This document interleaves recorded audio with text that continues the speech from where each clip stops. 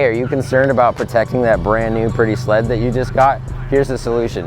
Use SledSend 24 for a 15% off discount code on some backwoods bumpers, the industry leader in performance protection.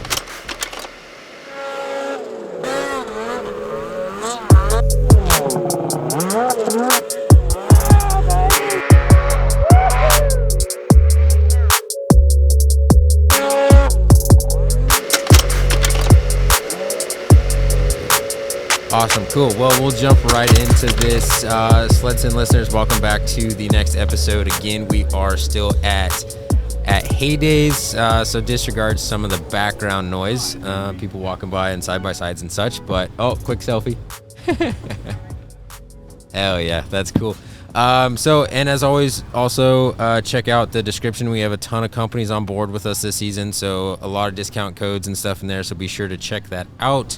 And without further ado, we have a super special guest on with us right now. We have Mr. Dan Adams. Yeah, what's up, guys? Thanks for having me. Absolutely. Thank you for being here. I know we talked briefly about it at the airport last year. Yeah, I was checking out the arm. I was checking out the ink. We're talking about the tattoos. It's funny how these become such good conversation starters. You ain't kidding. You get compliments and people. I feel like tattoos are a huge conversation starter. Yeah, absolutely. You guys both have some really cool. Yeah.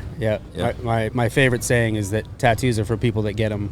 Yeah, because there's always like this, like, wow, did it hurt? Was it a ton of money? And blah blah blah. And then it's always like a why, and I'm just like, you wouldn't know. I'm just kind of like, it's a why not? And every time I stare down at my arm, it's like, just a line through the trees, and it's no matter where I am. It's you love it. I kind of know where my happy spots are in the That's world. awesome. And it helps me a ton. Not to mention, you get it like pleasure pain kind of thing. It's insane when it's happening, and it's I love when people are like, oh, it didn't hurt at all, and you're like, exhilarating almost. Knock it off. Like, well, it's such a weird, so like the first like 10-15 minutes it's like but then your like body goes into shock, and it's like this weird, I don't want to call it a high, but it's just like this weird like mellow, just like zoned out, just like you reach that point, and then after like 7 hours you're like, I'm ready to be done. I'm ready to be done.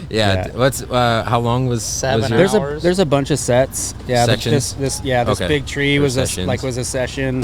So all in all, like 6 different rounds, and we're not done. We still have little things, and it's funny that when I first went into it a few years ago, I was like, I'm going all in. Like, I literally would rather have him just I could literally get my whole body tattooed. Like, it's fine. I just don't like the distance in between it. I just want to get it all done. Like, go through the motions, just get it done. And it's the tattoo artist that, they fatigue, and you want it to look right. And so he'd go for 5.5 some days, like, just depending on what he was doing. But all the dot work and everything else, it's a lot on the tattoo artist, because I'm just sitting there like, well, this is gonna suck for however long, but get it done. So time consuming. Do you have a clock too? Is that not? What's that? Yeah, it's just. What's this circle? Outside here, like up here. Okay. It's like Abby snow like tumbling down, and there's so much more that needs to happen. And anyway. Sure. It's funny. I thought for sure, I was like, I told myself, I was like, I wasn't gonna leave it incomplete, and here we are, like, a couple years later, and I just. Your next session scheduled? Yeah.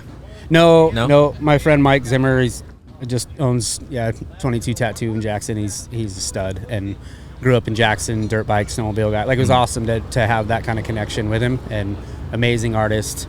I mean, there's obviously some of this stuff is the snowflakes and things like that is all like a template, but there's a ton of this that he's just drawn, which I thought was kind of rad too. Yeah, that's pretty cool. Yeah, it's impressive. Tattoo artists are so impressive to me. It's unreal how they can freehand that stuff. I'm like, dude, I can't even draw like a square or a circle and make it look good. I'll stick to the stick figures. That's about as far as I'll go with that. I get it. So, snowmobiling is so funny. Like, we get so many people, they just can't believe what we do on a snowmobile or whatever that looks like. Sure. And there's just so many other forms of like whatever, like a profession that's out there, and I'm like, you hear about that, like the tattoo artist. How many reps has he ran to get there? You draw on people for a living. You talk about like the most hyper focused, like can't screw up. Like, anyway.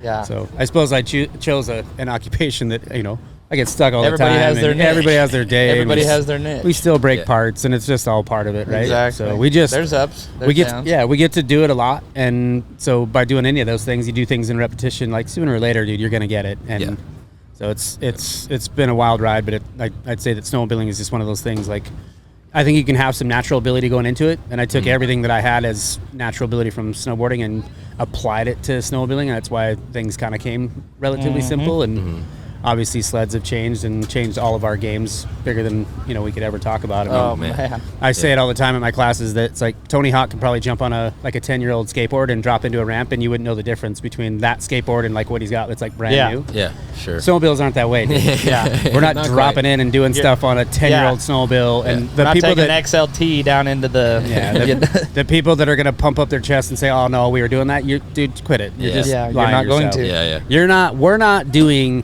the stuff that we're doing on a 9R, like from 10, you know what I mean? Like we had big horsepower. We've been building power for a number of years, but just the chassis and everything else that mixes in with and it. Just the effort that we're having to put into it versus back in the day, like the old wedges, and you see Brandt's old builds and all these stuff. I mean, that Polaris Ultra and the climb booth, like that was my first snowmobile. Bad to the bone. And it was just, I look at it and I smile of like, the stuff in like SledNex that like that's what we were using, you know what I mean? So super sick. Oh yeah. So let's take it back to how were you first exposed to snowmobiling?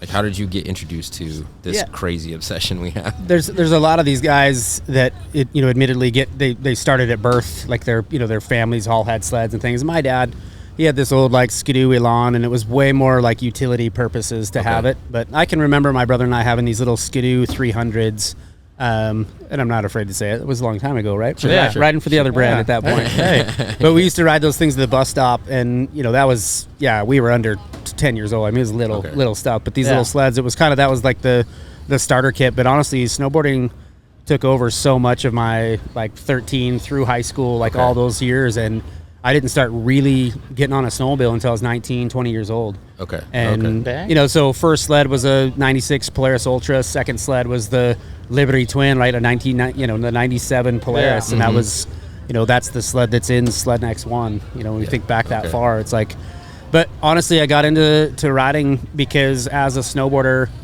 and you guys have skied, snowboard, everybody kind of, nods their heads in agreement. It's like you look at terrain, whether you're inbounds or out of bounds, and I did a bunch of stuff that was backcountry, just living where I do. But you look at terrain, and you're just always trying to utilize terrain like to your advantage. Like I'm going to go up and I'm going to bank that turn, and on a snowboard especially, it was like everything was a wave. Like you're just looking at all these like natural things. And when I got on a sled, I just started looking at the terrain the same way. Sure. And it took a while to get the fundamentals and get things figured out. And honestly, it's like the only reason I even owned a sled back in those days was to see how far I could jump it. Like that's all I was. It was just I just wanted to huck. Really? It's not like snowmobiles. We weren't thinking about even really like technical backcountry riding. It wasn't really that. It was let's go build jumps. And a lot of the start of SledNex, the like owner, Chris Brandt, in the cabin. Exactly. The owner was trying to jump everything. The owner of SledNex, and still to this day, is a hardcore snowboarder. And it was like we were the start of SledNex. We were actually filming snowboarding. And a lot of films had the jump built up at Togedy, and just rallied down. And the sled that I had at the time, I mean, it was just the lift. It was just to get you there. It was the chairlift to just get us back and forth. Which so many guys today, that's exactly why they're using sleds. It's just utility, like just getting themselves skiing and snowboarding in the backcountry.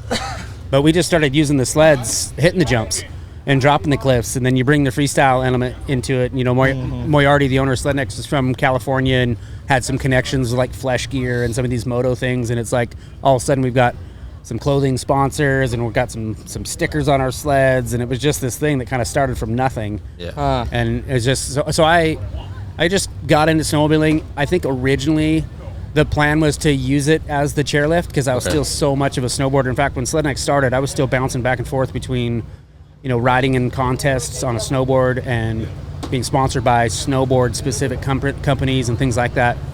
Would have never in my wildest dreams think that this many years later that it's my job, and we you know what I mean, like built a career at it. I just finished my 15th season at Next Level, and it's just like there's all this stuff. We have full-blown like authorized climb retailer and really good presence online, really good store. Like what my wife and I have built is, I tell anybody, dude, none of it's luck. It's all just work. You just dive right in, and you just head down and really make it happen. But anyway, so snowboarding, it definitely was like what brought me into snowmobiling. And then I tell everybody that's a skier or a snowboarder, I do a lot of stuff with Teton Gravity Research, and these guys that are just, they're making a living as pro skiers, snowboarders, and all of them, and they've come to a riding clinic, and I'm always telling them, you guys be careful, because you start riding these sleds and you start getting that good on them and get comfortable, all of a sudden those skis and snowboards get put away, because it's what happened to me. Like, I still like doing it, but snowmobiling it changes everything. Oh, it's just you go up, down, across, diagonal, and then the sleds, sleds are getting so advanced. It's just sick. Everything about it. Yeah, it is awesome.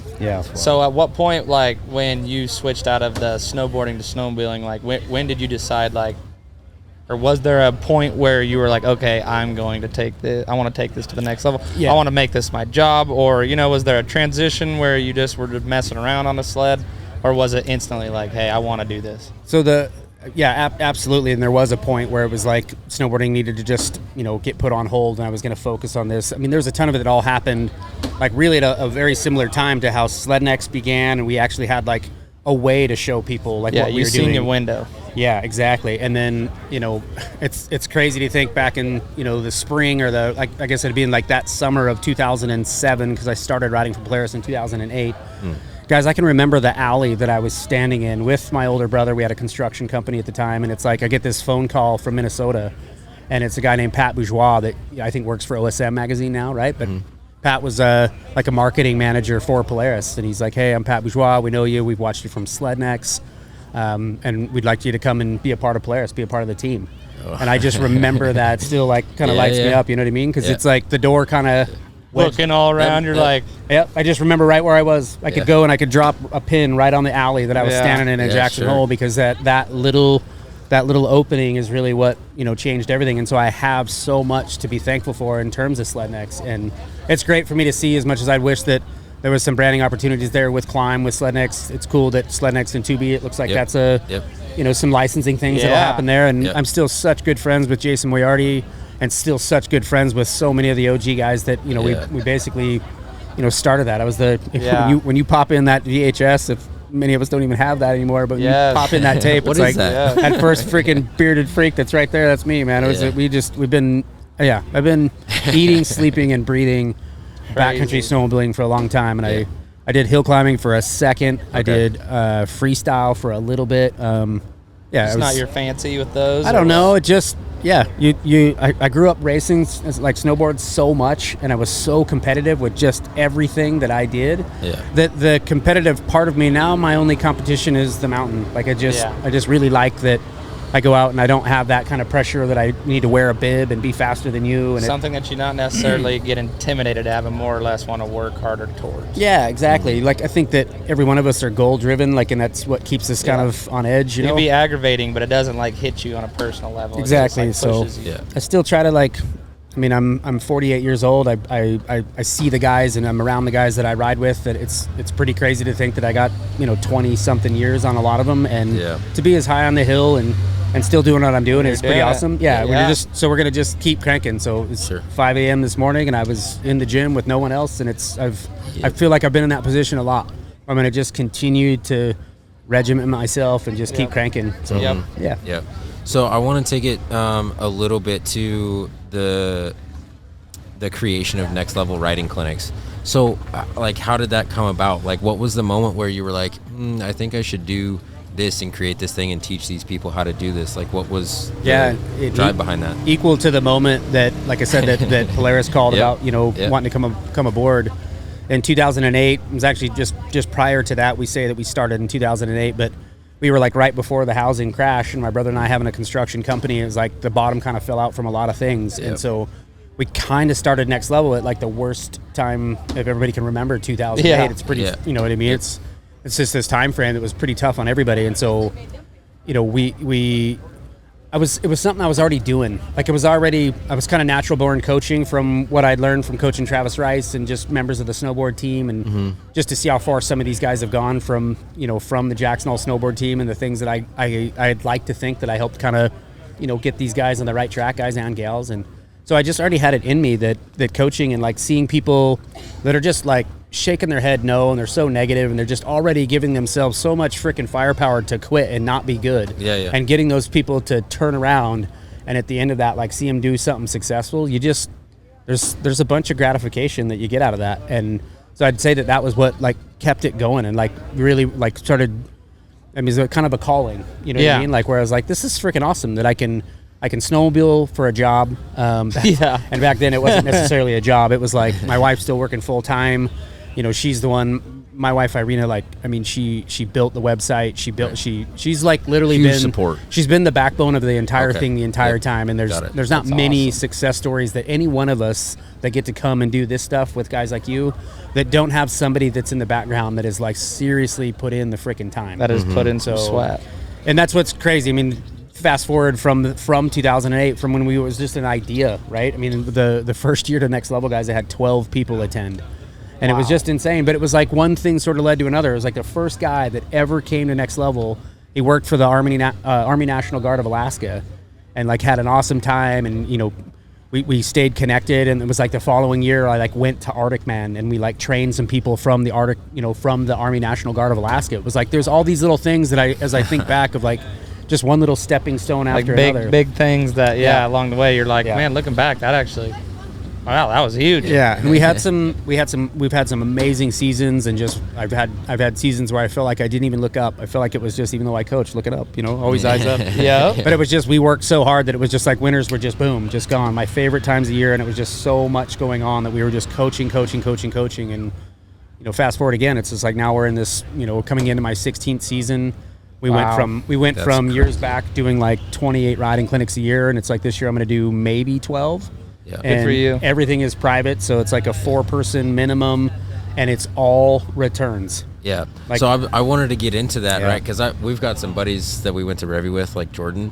Like he's tried to call a couple times, and he was like, I can't get a hold of him. And I was like, I promise you that it's probably only return stuff. So can you speak a little bit on? Yeah, absolutely. And it's good to have it's good to have a space to do it. We've actually thought, like, just because of YouTube and so many people are just they're a lot more willing to just press the play button than they are to like read through a website and like understand stuff. Because everybody's questioning like what the wait list is. Like you get on my site right now and it's like there is no clinic schedule. There is no like this is what's coming up. There's none of that stuff. It's basically like a wait list tab. We only do private classes. It's 4-person minimum. Doesn't mean you can't have 6, 8, whatever it looks like. But to be honest with you, like because of the return, and this is something like Chris and I, Matt, all of us would speak to. Like, I mean, I think that the idea is you go take a golf lesson, and then after that, you should go play golf. Like, you don't need to take a lesson every dang time. But what I wouldn't have predicted is just the return clientele. Like how many people. I mean, snowmobiling fundamentally, I can teach somebody like what you need to do fundamentally on a snowmobile in a couple of hours. But to get good at that and to like gain confidence, especially in specific terrain, like you're in challenging or complex terrain, that's a lifetime. And there's a ton of dudes that live here, you know, a lot of the Midwest, I've got people from kind of all over the place. So we won't even talk about where like everybody's at. It's everybody. It's everywhere. But most people, they don't get to do what I do, where it's like they step out of their back door and they're in the backcountry. Yeah. So they're only riding, you know, a half a dozen times maybe a season. So a lot of times when people are like, yeah, I've been riding for 15 years and you live here. No, dude, you've been coming out west and riding for 4 or 5 days, whatever that looks like.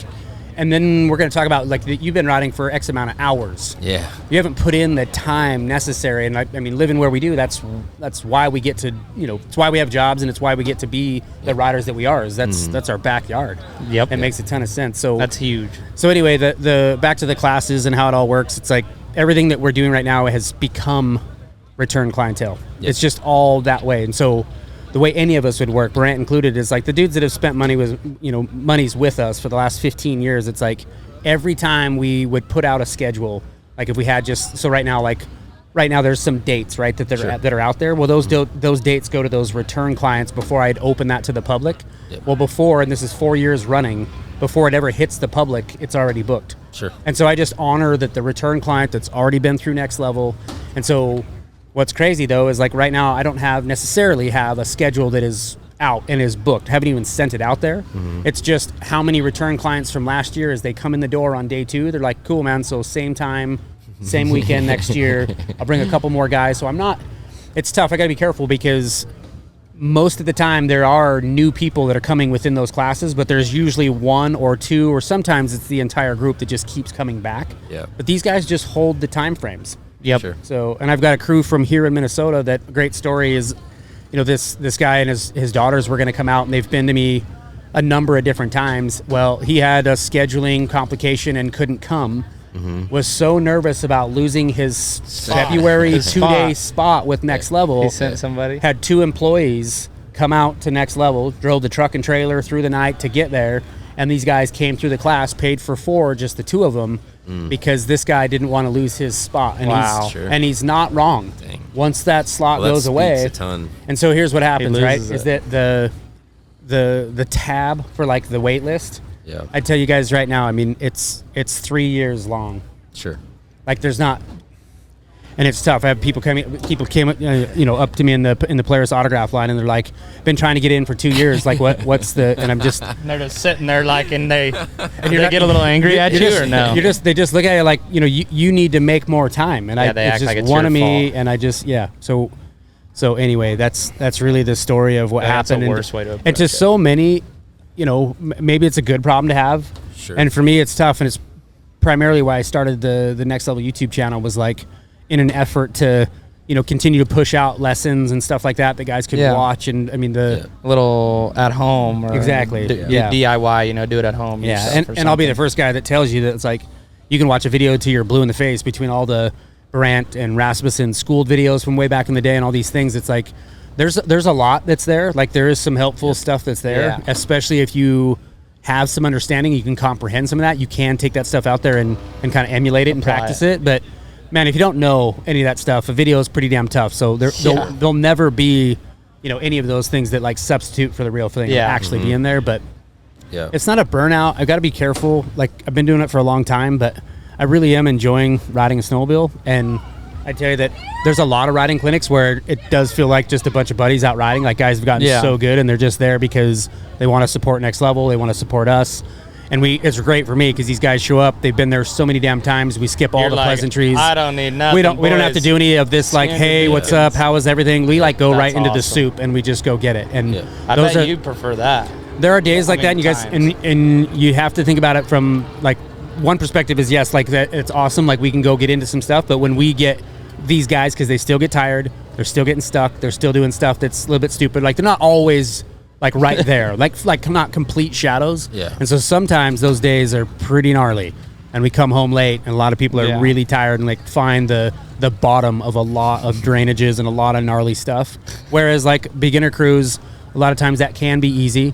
People, they fatigue relatively quickly. You're out on the flats. To my guys, sometimes those days, snow depending, is a pretty simple day. Whereas guys that are really getting after it, you're going to be down in some hole somewhere for a while. Yeah. And so it kind of goes back and forth. But to be honest with you, the core of Next Level, of like why I started it. Hey, what's up guys? I want to take a quick second to introduce another one of this year's sponsors. We have RSI. So the handlebar setup on your sled is arguably probably one of the most important components on your whole setup. So definitely check out their site. They've got a ton of different products, and use SledSend 24 at checkout for a discount.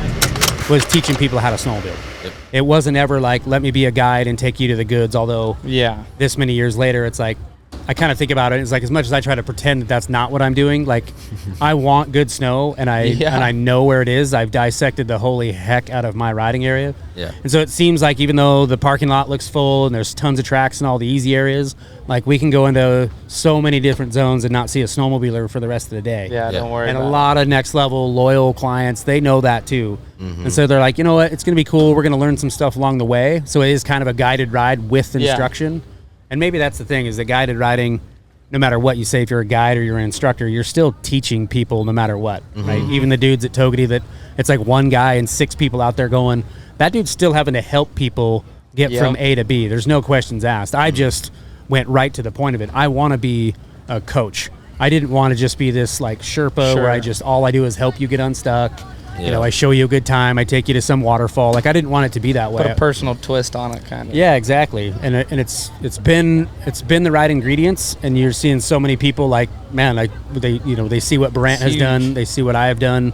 And there's a lot of new up and comers that are, really hungry, and they're booking out classes left and right. And I'm all for it. I think it's fantastic. Yeah. So from an OEM standpoint, it's been fantastic. I mean, I've been riding for Polaris for, this is year 16 with Polaris. And that family, you guys, I mean, that's incredible. Yeah, I mean, the plug for them is that they believed in me from the very freaking beginning, and it's not to mention the snowmobiles are the best on the earth. I got to just say that. Like, and they know that too. Like, we've had so many discussions about it. I've gotten to know Polaris and seen so many changes between marketing personnel and VPs and just all of it. And how crazy it is that so many of these people have come to Next Level, like actual first-hand experience, right? Yeah. So 3 different vice presidents of Polaris Snowmobiles have been through Next Level. Wow. Tons of people through marketing.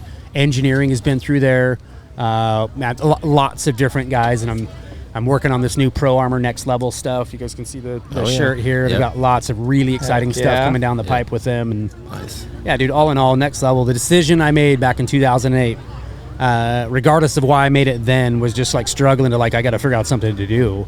But man, what a killer decision, going from rider of just, let's go out, let's get some pictures, let's hope that a movie segment's going to pan out or whatever it looked like, just building and developing my own business. And I wouldn't have known that it was going to develop into the brand that it is. But now that this brand is like, it's accepted by Polaris, and now I'm like partnered with Pro Armor and Next Level, and you guys are going to see that you're going to be able to get Pro Armor Next Level product as an accessory through SnowCheck. If you'd asked me back in 2008, like, it's pretty incredible, dude. So that part's pretty rad.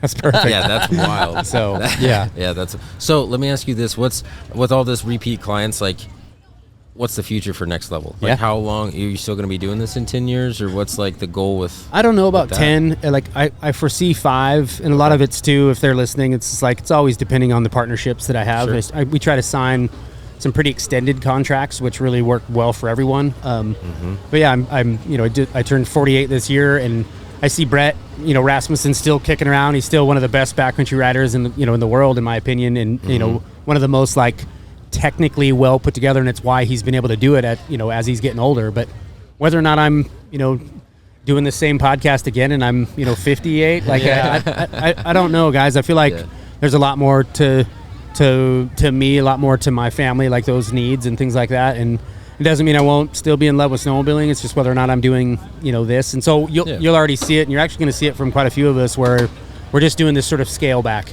or we're just I'm not nearly as hungry, and it's a bummer because it's like, because of the YouTube channel and because of this, it feels like that was some of the best advertising that I could have ever done to Next Level. And so if I wanted Next Level to be just as busy as it could ever be, my guys would hate me.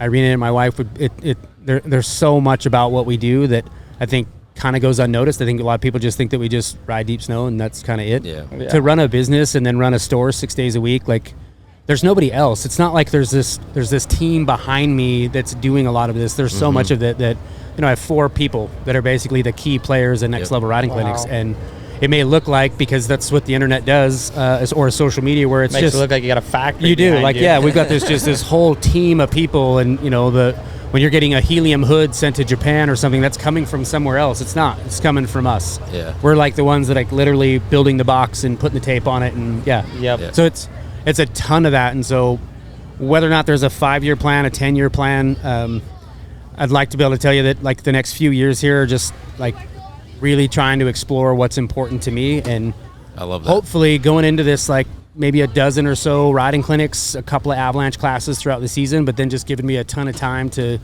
remember why snowmobiling is what it is to me. I mean, you have to be very careful, and there'll be so many people listening that they're like, yeah, well, that's what happens when you turn your passion into a job. And I knew that going into it. It's not like that was a guess. I knew that there was going to be times when it certainly feels like you're punching the clock and it's a job. Yeah. I get to squeeze the throttle for a living, but there are days when you are like, yeah, this is so much of a job. Yeah. It's not hauling concrete or building walls on a house or something, but I mean, rain or shine, guys. Yeah. So I just finished 15 years at Next Level. I haven't missed one riding clinic. Wow. Not one. Dang, that's a statement. That's impressive. That's good for you, dude. Yeah. Good for you, like, man. That's honestly, that's a staple, I bet. Yeah. I put as much passion and hard work into this as I have, anything in my life. Like, took it seriously. It took the longest time too to realize that it's like, this isn't actually an idea, and this is a career. Yeah. And how many young kids that would be listening, and just people in general that are like, how did you do it? It's just like, dude, it's nothing but just the grind.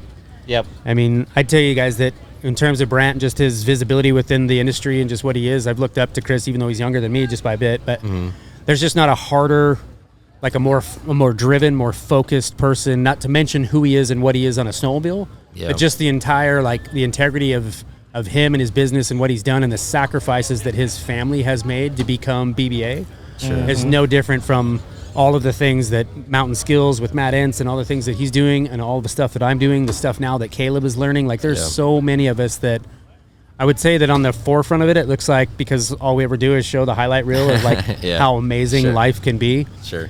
I mean, I'm sure that looks really, really cool and enticing. Everybody's like, God, this must be so sick that every day Dan just wakes up, goes to the Next Level shop and waits for the Polaris semi to like unload a bunch of parts and cash. Like that's what they think it kind of looks like.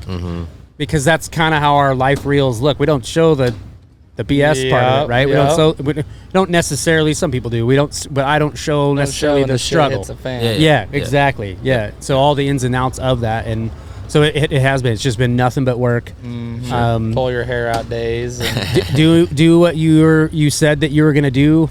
Respect the companies that have been a part of it, especially the companies that have been in it for the long haul. Yeah, and I don't know, man. I think that there's a ton of that too. That is just maybe good parenting on my parents' behalf and just my brother and just lessons I've learned in terms of just respect. It's probably one of my favorite words of all time, and I think I give it and I expect it in return, and I feel like that's really been the if I had to put it out there, like what I think Next Level is about, it's it's that respect level that is now kind of reaping the benefit of it. Like I've done and put a lot of groundwork for it, and now I got to kind of sit back. The clinics, I used to come to events like this and just be like biting my nails of like, does anybody like me? Like, are we going to have a Next Level schedule? Are we going to make any money? And now it's like, who am I going to piss off this year because they can't come to Next Level 2 years in? It's just what it is. So.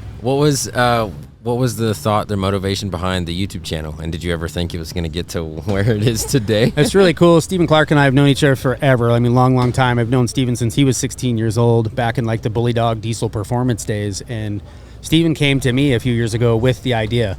So we've had a long history of being really good friends for one. And then, I've always really, really appreciated and his work ethic and just the way he videos, the way he takes pictures. He's a one-stop shop. Like he's one of those dudes in the industry, and he can ride really well too. So that there's so many boxes checked when it comes to something like that. You got guys that are like really good at one of those things, and he's just one of those where he's got it all. He's a complete and total package. Nice. And so him coming to me and saying, hey, this YouTube's taken off. There's definitely a little outlet here, and he's just like, what a great way for you to still be pushing out lessons and just helpful things, tips and stuff like that. And then there's all this like testimonials, and I still do a bunch of stuff with hard parts with Bikeman and and Fox and just all these guys. So it was another unbelievable outlet of like, this is another way we can reach a ton of people and network it out there, and it gets it off of social media in some ways. To just touch on that, because not a lot of people even know that like my Sledneck Dan account, which I was like 60-something thousand followers, it got hacked this last March and got pulled down. I had created a video to try to help my wife's family in Ukraine. My wife is originally from Russia, from Ukraine. Yep. And I'd put a video out there that was meant to be like a fundraiser and go through our website and buy some like I Stand with Ukraine shirts and hoodies and things like that. And it's crazy to me that in 12 hours after that happened, my whole account, everything was pulled. Well, we don't know. And that's the lamest thing about it, is it's like there's really no help center, right? It's all through the app, and we tried like crazy guys for months and months and months, spent your money, and it just went nowhere. It just really did, You went all through the Instagram support and community. Yep. So for whatever reason, if there's somebody that is out there listening and you have an in, I am still like 100% wanting to have that account back. At this point, it's like principle. And Polaris was super bummed. I had their help. I had Climb's help. It's so sad how does Instagram not have like something to help people that this happens to? They do. So I ran a marketing agency for about 5 years, and I had a direct contact with Facebook for running profiles and stuff, sick. And getting accounts back. And then I have a buddy that he grows to 1 million followers and then sells the account for like 90 grand. He used to work for Gary Vee.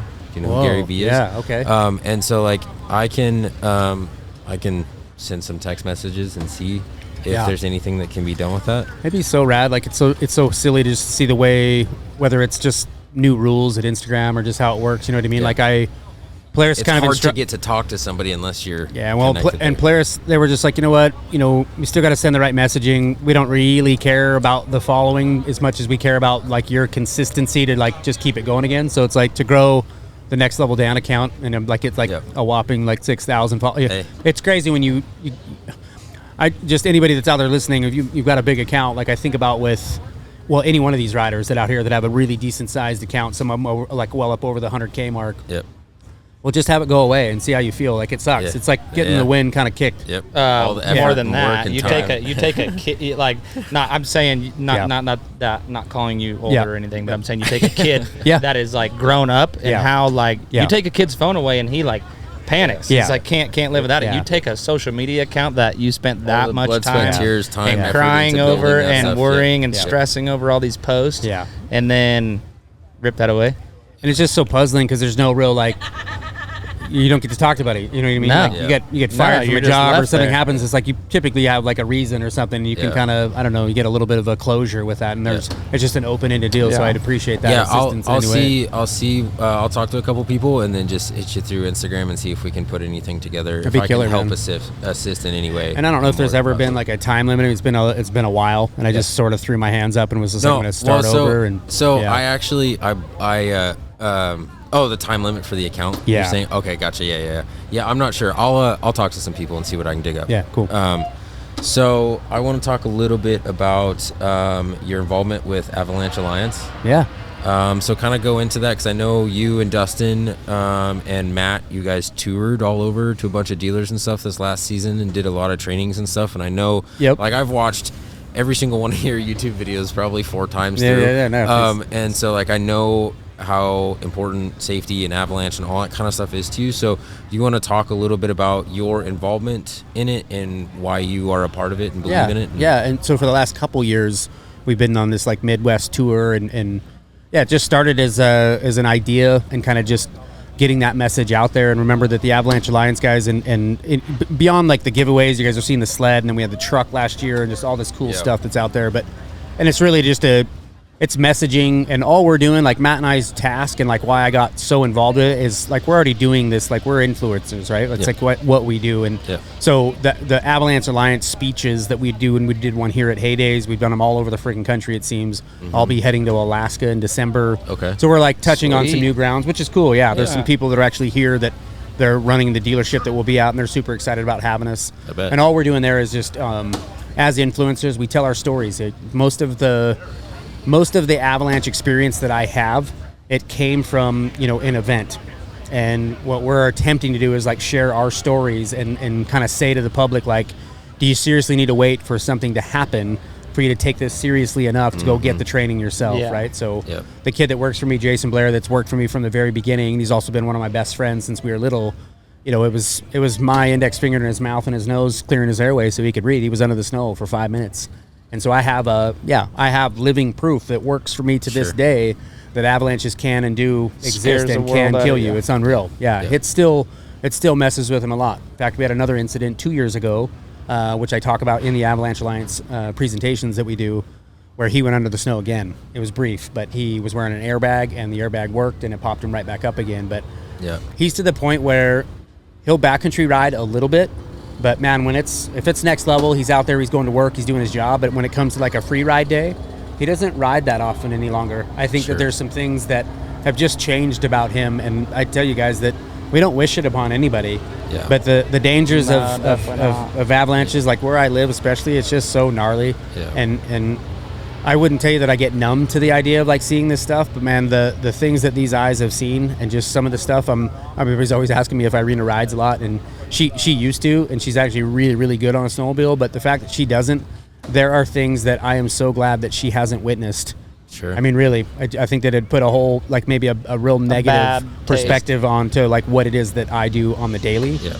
So avalanches, they can and do exist, and the training is so freaking necessary, and so many people, they're so willing to put, how much money into their trucks, into their sleds, into their life, into their all this stuff, and they just can't figure it out that like they need to make that a priority. I'm sorry that it's not convenient. I'm sorry that it's not cheaper. Yep. Heck, I'm sorry that your state or your snowmobile club doesn't provide it, although there are snowmobile clubs that do. Yeah. So level 1 training. Find it. You exactly. You have to take the time. I mean, it's a requirement to get a driver's license, for crying out loud. We just don't have that stuff. They kind of need driver's license for boating, to be honest with you, too. It's just what it is. But I just feel like there's so much blame that's put on of like, it's an expense and it's a this and it's a that. And I'm just, So the Alliance is, it's just another way, another outlet for us to like really put that message out there to so many different people. Yeah. So I have 2 things. The first Hey, what's up, guys? It's Tyler with SledSend. Wanted to take a second of your guys' time and ask for your guys' support for what we're doing with the brand of SledSend. So if you guys are enjoying, the podcast episodes with all the different guests, the tour videos and such, check out SledSend.com. We have a variety of different merch. Every order comes with air fresheners and stickers. And like I said, we appreciate your guys' support. We need it to continue to do this. And without further ado, let's get into the video. Second thing, if you're comfortable with talking about it, he has a connection with a story with Valentine. Is that their last name? Mm-hmm. So we'll get into that in a second. But then because of what you just said, so I get this a ton through podcasts and just people, and I want to see what your reaction is to it and what you would say to these individuals. So I'm sure you get this a ton as well.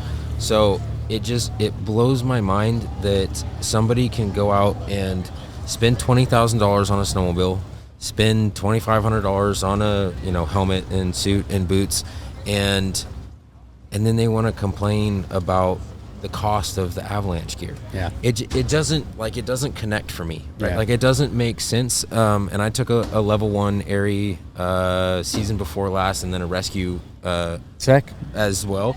And then this season.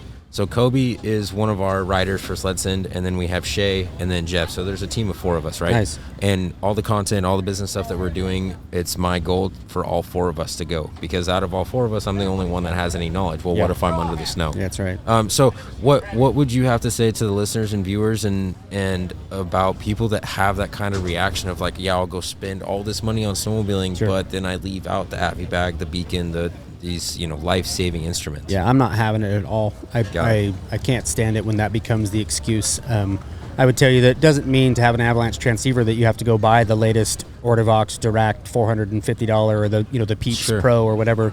There is so many Avalanche transceivers for sale through Marketplace and everywhere else. And at this point, like a DTS old tracker, like a 2 antenna transceiver, I mean, those things would be for sale for $100. Heck, there's probably somebody to just give that away. Yeah, and there needs to be some sort of an initiative that, like, the guy that goes out that has plenty of money that, he's just getting another transceiver for himself or he wants the latest and greatest. How rad would it be if, an organization like what you guys have, you could, like, have some way of, like, you want to donate your transceiver? It's still working? Donate the damn thing. So these people that are like, oh, my God, I just spent, I'm sorry that I spent $105K on my Platinum. I don't have enough, room in my budget to buy a transceiver for my kids. I'm not having it at all, dude. So I mean, obviously he's a part of the team, but that's what I did with Jeff. I bought the newest version of the Climb Avi bag and stuff, and gave him my Avi beacon transceiver, and then the probe and the shovel and stuff, right? So obviously he's a part of the team, but I pass it on to the next, perfect, right? Perfect. So I completely 100% agree with you, and I kind of already knew what your take was on that, but it comes up in conversations so much. Yeah. And obviously we have a platform here to share. To reach to a lot of people and stuff, so I appreciate you sharing your thoughts on that, because it's just like I said, it just doesn't connect for me. Like, it doesn't make sense that that's the thought way that you choose to think about that. Like, it doesn't add up for me. Yeah, and then the other part of that too is like, all right, you've got the ability, you've got the finances to go out and buy all this stuff, and yet then it just stays in the backpack and you don't really even pull that stuff out. It's like, I don't know that many people that own a handgun that haven't shot it. I think the whole point of this, right? It's just like with the intent, especially if you're using it for protection, or is that I hope that I don't have to use it. I hope there's not an intruder in front of me. I have to make that decision, right? Yeah. Some of the people in my area, they're kind of waiting for that. I think there's a lot of people that hope that, like, Red Dawn happens or something. I hear you there. And God be with any of you. There's more freaking weapons and ammunition in like that little part of Wyoming that it just blow people's minds anyway. It's a good thing we're on their side. That's exactly right. Just make nice. But to my point is, it's like, you still need, you've got this equipment now, old or old, new, whatever it looks like, but the ability to go get that training and just, does it mean level 1, 3 days, all of those things? And the answer is like, yeah, obviously that's the end goal. That's what we'd all want you to do. It's not like you take a partial driver's test. You take the test, right? Yes. So the point would be to like get that type of training. And I look at like what a 3-day course is in comparison to like a woofer course or something that, Wilderness First Response is 10 days consecutive. Like, it's a pile of information. It's testing. It's so much simulation. It's all these things. And if you go into that thing with open arms and open eyes and an open mind, by the end of it, dude, you are just thirsty for so much more of it. And you'll realize, like, dude, I've been going into the backcountry so ill-prepared. I didn't know what my first aid kit had in it. Just this, that, and the other and stuff. What if something goes wrong? Exactly. So you got to go all in with some of that stuff. And, again, you being the one guy that has the training, as much as I'd still say that that's helpful, and you could, maybe do some sort of lessons and kind of get these guys kind of up to speed. Yeah. But I would tell you that there's just like sort of that online or video presence versus the real thing. There's just no substitution for that. Like going and spending that time, investing into yourself, into your family, making sure that every piece of gear that you just spent money on, whether it was used and you got a good deal or you bought brand new and it was all at retail, you know what to do with it.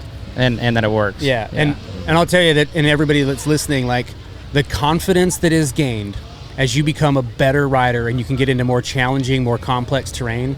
When I go ride, when I have that day off and I have these guys that I can look at them, we've already done our beacon checks, we've already done anything, and we've looked at each other and we were like, you know what?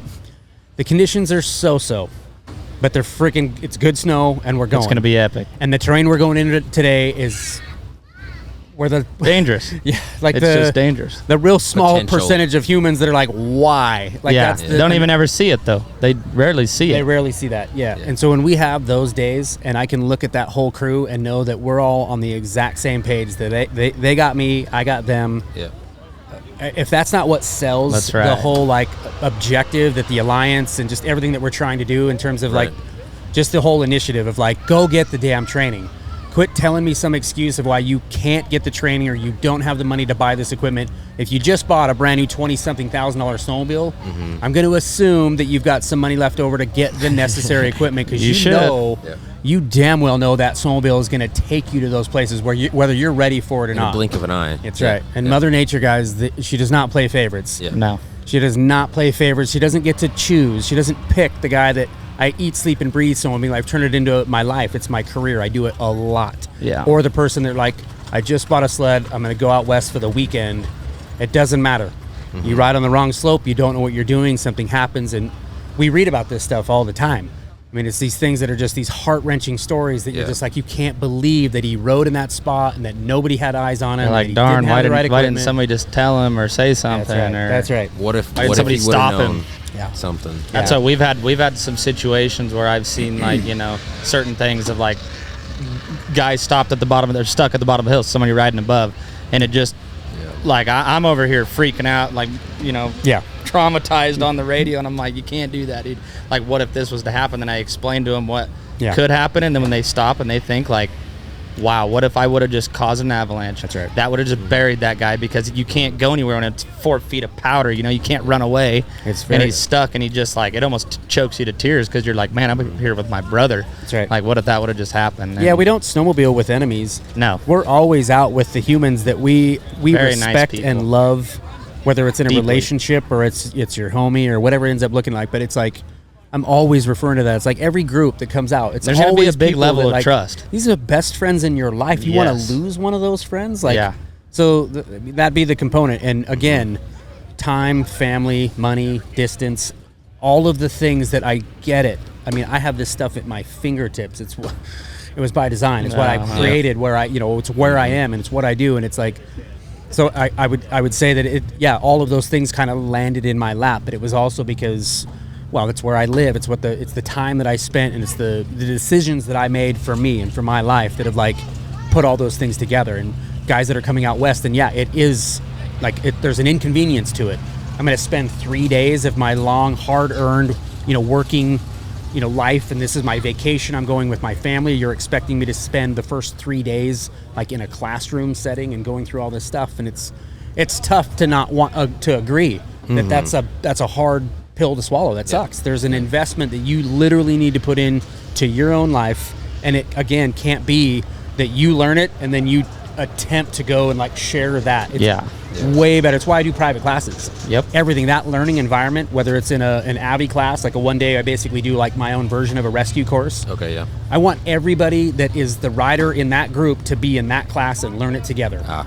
So when a transceiver, when we're doing a transceiver search, when we're doing a group check, when we're doing probing exercise, when we're doing all of these things, they're all learning it at the same damn time. That is what's going to create that riding group that is confident and ready to go get into that challenging terrain.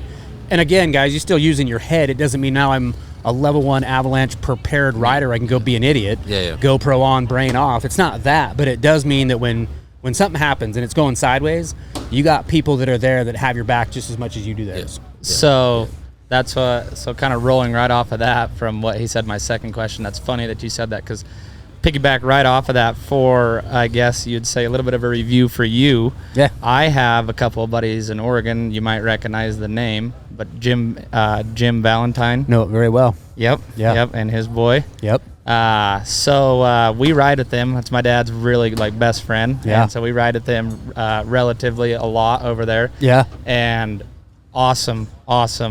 Like everything he had to say about you, the clinic, and right there you just said the first day you have that clinic, and I think that was the biggest thing that he talked about, because he just goes, I'd never done nothing like that. I'd never had training. I'd never done it. He goes, and I'll be honest, I travel with a big group. Some of them are kind of rednecky. They have beacons, but if you have it, doesn't mean you know how to use it. Well, yeah, because didn't he say he had all that stuff, but he had no idea how to use it? He had no idea. He goes, I had it, but until Dan had showed us, he goes, I didn't know my feet from my head, until he showed us.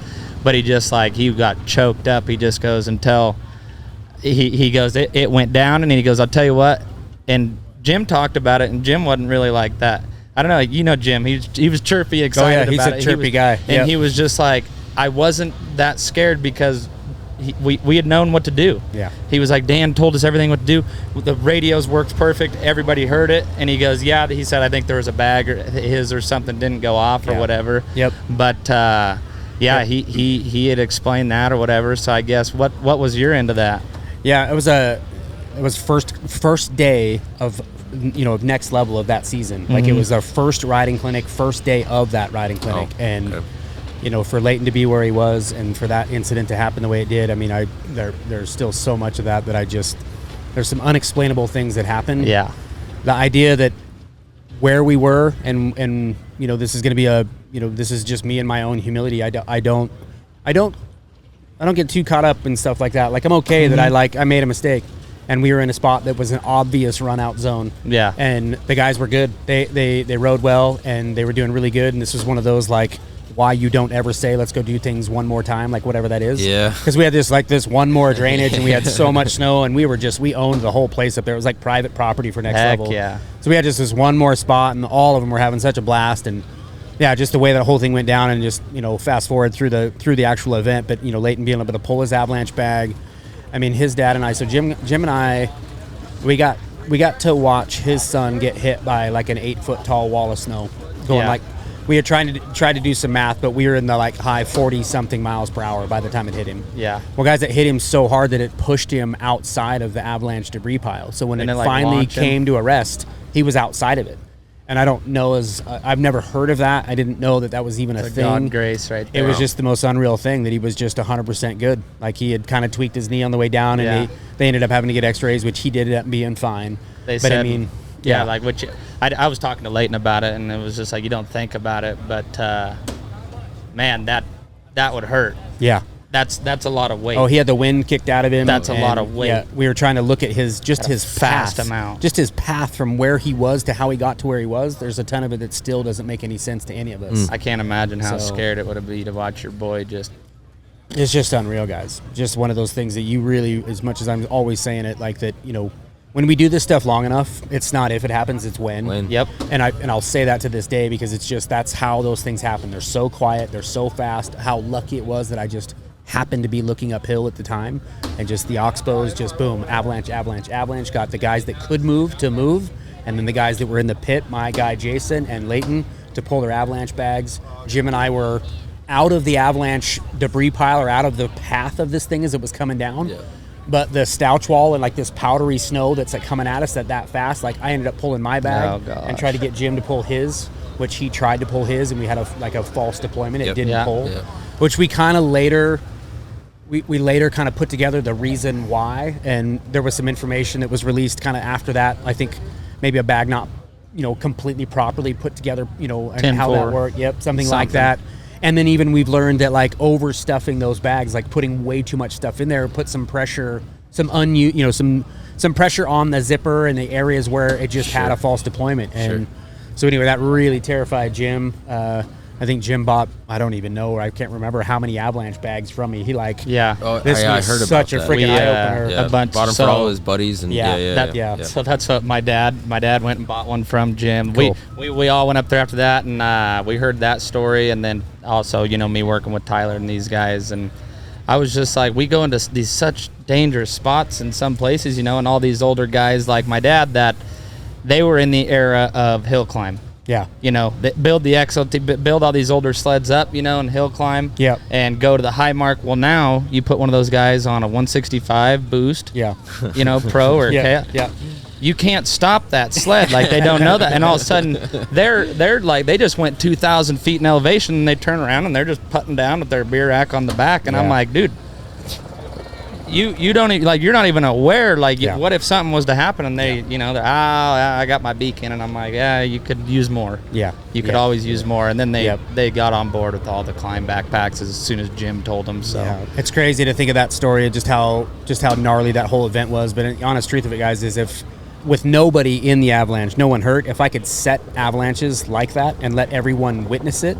I've seen it so many damn times, and even this many times in, every time it happens, it is so quiet, and it catches you off guard, and it's just these things that you're just, I've never seen snow move that fast. Chills. Yeah, and I've seen a lot of avalanches. This thing, they come out of nowhere, and they're just deadly, like everything about them. And so what I'm getting at is, if I could purposely bomb and set slides and let these people that have never seen, which surprisingly is a lot of people, people that have been backcountry riders for huge amounts of time that have never seen snow slide. If you could let that happen, if that was part of an avalanche course, like we're actually going to go set a slide. You could make a video on one. And you could see it happen right in front of you. You could watch, you could hear the whooping in the snow, you could see a crack propagate and watch a slab come down.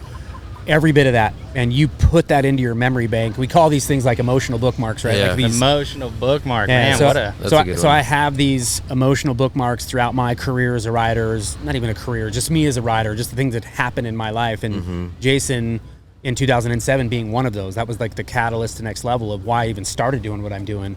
And that was the whole point. And back to, initiatives of the Avalanche Alliance is Matt and I and Dustin, because Dustin's got a lot of crazy stories too, sharing these stories, these experiences of like, this is what it took, like these near deaths and some of them deaths, for us to, like, we think about Rob Kincaid and some of this stuff. And then after that, it was like, everybody wanted to go take an avalanche course. I'm like, seriously, is that how this is going to work? Yeah. Like, we have to wait for people to die? Yeah. Oh yeah, that's real. Guys, it's been real. And we've actually had avalanche and avalanche conditions this whole time. It's not like snow and mountains have changed and snow has like somehow gotten weaker. Yeah. It's all been there. Social media has changed these things. Every time there's an incident, we know about it right then, like all those things. But and so no excuses any longer. Doesn't matter to me in the comments and the drop down of just whatever it is that you think your life story is and why you're special or different, or there's some sort of circumstance of why you can't go do those things. If you're going to ride a mountain sled, if that's the decision that you are making, and you're making that for you, your family, anybody else that's in there, your best buddies, whatever that looks like, your riding crew, and you guys elect that you don't need this training, right? That it's the worst decision that you'll make. It really will be. Because I'm telling you, in the backcountry, you ride hard enough, you get into these zones, these sleds are getting us there way easier than they used to. It is not if it happens, it is when. And Jim and Leighton, you got to be kidding me, right? Yep. I would tell you guys that Leighton that morning, like, had a transceiver. They all had the gear, right? Yep. Jim does really well. They all had nice stuff, everything about it. Leighton didn't know that the numbers that he was reading on his transceiver measured meters. And I don't blame him. It's okay. Like, that's fine. That's why you're here. Like, let's learn that stuff. So the little bit of training that those guys went through with me in that morning is what Jim continues to refer back to, of like, this is why we're here. And holy hell, we talked about it in theory. And then it became very real, guys. Yep. Like, we had front row seats, Jim and I especially, to one of the most amazing things that I've ever seen in my career. Yeah. And he was in a state of shock. Like understandably. Yeah, I could tell. Yeah, he was video. shook up talking about it, and then once we got to breaking in and really talking about it, he was just like so grateful for the training. Yeah. He was super grateful for the training. He and I both, man, we were both huffing and puffing, breathing pretty hard. We were so happy to hear that Leighton was okay. I was happy to see that Jason, Austin, all the guys were. Yeah, Bryce was okay. He's like the only thing that was really holding me down is he goes, I was next to Dan. Yeah. He goes, I was probably shaking, holding his hand because he was so scared at the time. Yeah. But that's just crazy, and it's pretty surreal now that you're here talking about that. Heck yeah. Well, we take it, we learn from it, right? We dissect it, we break it down, we see what we did wrong, what we can do right, what we can do better, and we just continue to learn from it. Otherwise, you squash that stuff. Yeah. How many avalanches and avalanche situations go unreported in our backcountry because people are either embarrassed, they don't think it's a big deal, it happened to them, let's laugh it off, I ran it out, it's no big deal. Yep. Dude, being supportive of your avalanche forecast centers, and actually, like, of course I reported that one that day, and to see that thing pop in the next day, and it's just like, I'm literally putting it out there that we were at Next Level in a riding clinic where I'm supposed to be taking care of a lot of these things. We had an avalanche situation, and I don't care. I put it out there, and we talk about it. I use that story and the video. We had to edit the video like crazy because Jim, effing this and effing he likes his choices of Jim words. replaced a lot of words in our vocabulary with the F-bomb, and I do not blame him 1 second. Sure. I can't wait till Jim watches this. He's gonna love this. Yeah. He's gonna love it. Yeah. He'll remember. And you guys know that I, with just the utmost respect to both of them, prior to me ever using that video for any kind of training purposes through the Avalanche Alliance or even at Next Level, I certainly made that call and asked Jim, and he goes, he's so awesome, right? He's just like, absolutely, use it. He even made that a point. He was like, he's like, he reached use out, it. he made sure, and we were like, Jim was just like, I don't care. He's like, go ahead. And Leighton is going to school, and he and I have talked through Instagram, and it's great to see that he's Leighton okay. may have just graduated, so Awesome. so congrats, Leighton. Yep. It's freaking cool. So That. good Well, stories, that's guys. awesome. That one, fortunately, with a great ending. And Great ending. That's all you can ask learned a for. lot. So absolutely.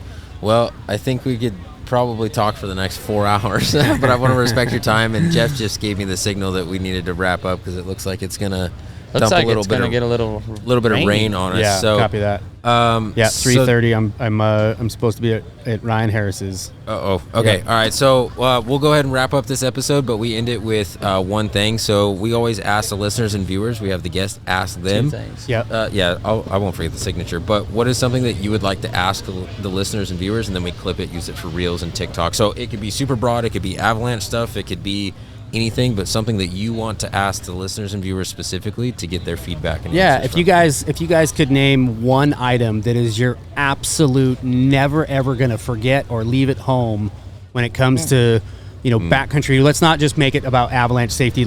So one specific, whether it's an item, a tool, a garment, something that you're going to take into the backcountry no matter what. If it's a spring day, it's a brutally cold winter day, whatever it looks like, what is that one item that you guys will never leave home without? That'd be a good one. Good. Let us know the answers below in the comments. And then the last thing, Dan, if you would do us the honors to give us your signature on the SledSend banner and some Next Level tag on it as well. Yeah, you betcha. We appreciate it a ton. And SledSend listeners, thank you guys for tuning in regardless of what platform you are on, and we will catch you guys on the next one. All right.